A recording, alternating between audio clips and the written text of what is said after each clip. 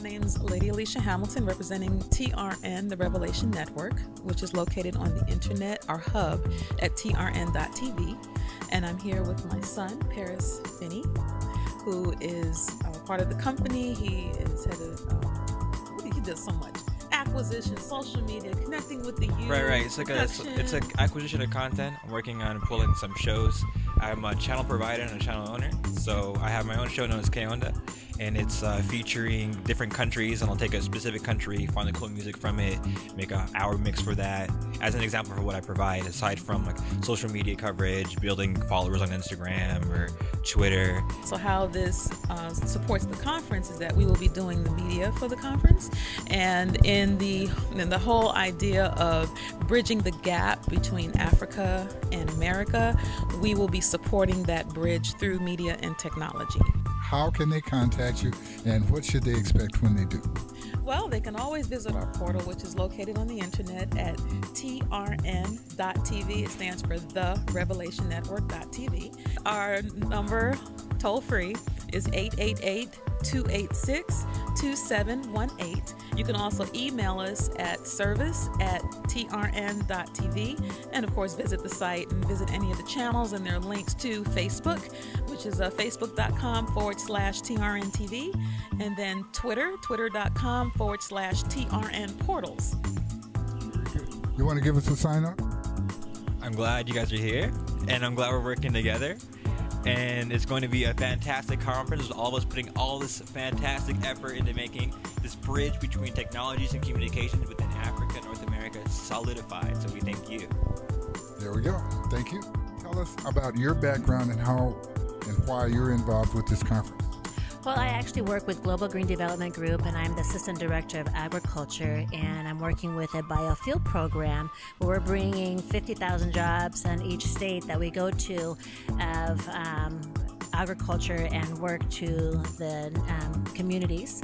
And here I'm working with the Age Summit, and I'm helping to promote the event as the coordinator and just trying to be the conduit and bringing more people to this event. Good. And what is your background that makes you so well qualified for this?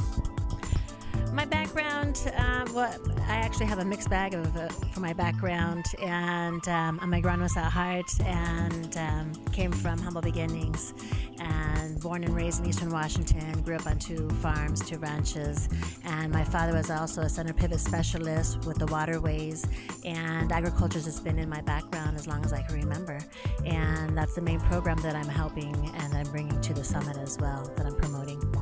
Now, you mentioned every state, the 50,000 jobs as you move into every state. Would you make that a little more clear?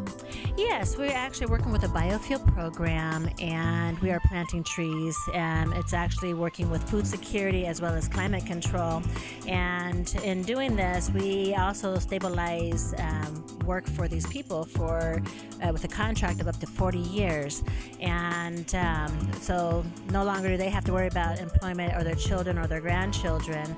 The crop that we're bringing is very unique, and it is going to give them the ability to be active participants. As the coordinator, why is it important for other people, or as you describe it, what the opportunities are for them in Africa? Why is it really important for people to come and take advantage of that? Well, Africa is wide open right now. There's so many areas where you can really get into. There's so much need. There is endless possibilities for work, and at this point in time, there is actually a lot of government money out there and a lot of programs that need to be brought to Africa. And so we're trying to bring more awareness and kind of just demystify a lot of the myths that's going on in Africa or working with Africa, and let everybody know that there is a large market for employment, flagship programs. They really need everything. The infrastructure is little to none in a lot of places in Africa. And all of the things that they're missing represent opportunities for business to come from here. Yes, exactly. Well said. What do you anticipate will occur as a result of the summit in terms of actual contracts, actual process getting started? Well, this will be our third year, and we have actually witnessed and been able to put together a lot of different programs and bring awareness, but also be the conduit for that commerce to take place, helping with trade and export, navigating through the different governments, being successful in Africa, and helping them to develop their programs to where it's actually setting them up for success.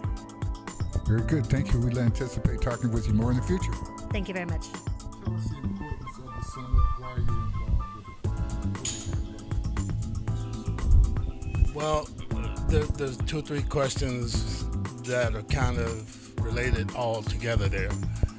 The importance of the summit for me is that it allows me to use whatever energy and talent I have to try to make connections across the Atlantic Ocean to the continent of Africa, to try to make some nexus for my existence here relate to what exists there.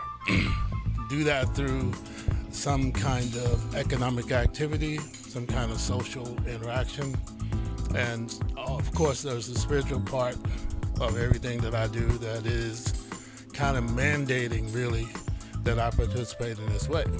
I've worked probably for the last 40 years in areas that are related to training, development, educating young people on how to be self-reliant, how to value education, how to devalue things, and probably to not try to accumulate wealth just for wealth's sake. Tell us more about what the goal of the African Global and Economic Development Summit is. Our primary goals are to make sure that the projects that need to get done on the continent of Africa and are having those projects in many cases are having extreme difficulty attracting and actually getting people to invest money so that those projects can move forward and do the work that is often described as God's work, but God is not in a position where he thinks or she thinks that she needs to give us dollars and cents. So what we're trying to get people to do who have money is to be familiar with where the projects are and why they're safe to invest in. We're trying to get people who have the projects to come here and interface with people who have money so that they can do projects and use Global Green as the model for how, well, one way that's a different way to do projects that we all want to see get done. You mentioned Global Green. That is the company that is putting together the summit. And what type of work is Global Green doing in Africa? Well, Global Green, in the first place, is it's a economic development consortium. We have companies that are part of the consortium that can virtually handle any aspect of any kind of development activity that we want to engage in. And they will only be engaged in those things that they have some kind of technical and or intellectual or training expertise in. And as Global Green, we call them Global Green not because they're green in color, but green in concept and conservation. Well,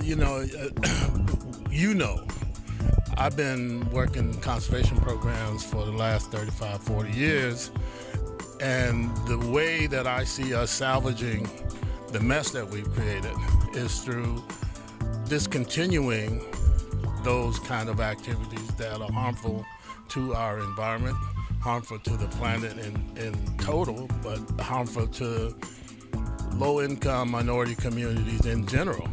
So where we have the ability to change the dynamic, to rectify the degradation and destruction that's gone on historically, Global Green has undertaken that kind of as one of its business concepts that it wants to do. At the same time, to do these mega projects. Some of the projects that we're involved in my primary interests are in the agriculture sector. And I know that there are, just in Nigeria, 8 different states in Nigeria that wants us to come and do our agricultural biofuels program. Can you tell us a little bit more about some of the specific things that you've done in the arena of green development, conservation? Well,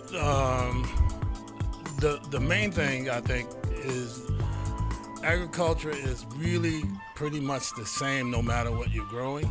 So we've been, for the last 20 years, involved with Latino and African American farmers in what's called the Inland Empire and kind of eastern San Bernardino, eastern Riverside counties to put agricultural projects together that grow food, that we can address the deficit of food in these food deserts that we have in the midst of these big metropolises that are what basically is the Inland Empire.